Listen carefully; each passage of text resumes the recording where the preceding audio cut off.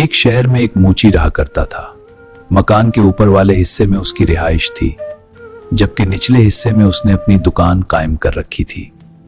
इसी दुकान के एक कोने में उसने नए जूते बनाने के औजार रखे हुए थे। ये औजार एक छोटी सी मेज पर बड़े सलीके से रखे होते थे।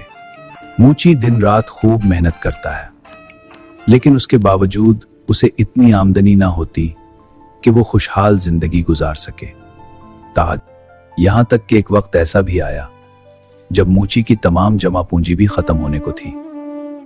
अब मूची बहुत परेशान हुआ और सोचने लगा, इस मर्तबा बिल अदा करने के बाद तो उसके पास नए जूते बनाने के लिए भी रकम नहीं बचेगी।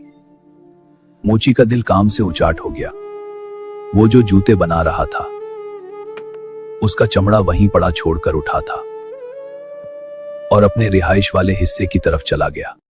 दूसरे रोज सुबह मूची नाश्ता से फारिग होकर अपनी दुकान में पहुंचा तो वो बहुत हैरान हुआ, क्योंकि कल जो चमड़ा उसने जूतों के लिए काट कर छोड़ा था उसके जूते तैयार थे, और ये जूते इतने खूबसूरत थे कि मूची ने कभी इतने उम्दा जूते ना बनाए थे।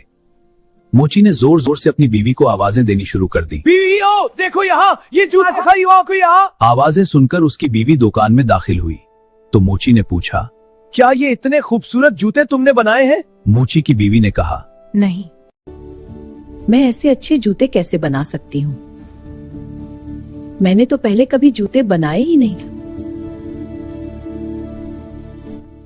मूची ने जूते उठाकर दुकान के दरवाजे के साथ बने हुए शोकेस में इस तरह रख दिए कि दुकान के बाहर से हर शख्स की नजर उन पर पड़ती थी। कुछ ही देर गुजरी थी कि एक आदमी ने आकर जूते खरीदने की ख्वाहिश जाहिर की। उसने मूची को जूतों की इतनी अच्छी कीमत दी कि मूची कभी सोच भी ना सकता था। अब मूची ने उस रकम से घर के लिए राशन खरीदा और मजीद जूतों के लिए चमड़ा भी खरीद लिया। खरीदारी से फारिग होकर मूची वापस आया तो शाम होने को थी। मूची की बीवी खाना बनाने की तैयारी करने लगी, जबकि मूची चमड़ा लेकर दुकान वाले हिस्से में आ गया था। मूची ने 2 जोड़े जूतों के लिए चमड़ा काटा। वो अभी उन्हें सीने के बारे में सोच रहा था कि उसकी बीवी ने आवाज देकर कहा, खाना तैयार है, आकर खाना खा लो, बाकी काम सुबह कर लेना। सुनकर मूची ने काटा हुआ चमड़ा अपने काम करने वाली मेज पर छोड़ा और रिहायशी हिस्से की तरफ आ गया। दूसरे रोज सुबह जब मूची दुकान में आया तो वो एक मर्तबा फिर हैरान हुए बगैर ना रह सका, क्योंकि रात को मूची ने जो चमड़ा काट कर रखा था उसके आज फिर बहुत उम्दा जूते तैयार थे। मूची ने एक मर्तबा फिर अपनी बीवी को बुलाकर जूतों के बारे में पूछा, क्या तुमने ये जूते बनाए?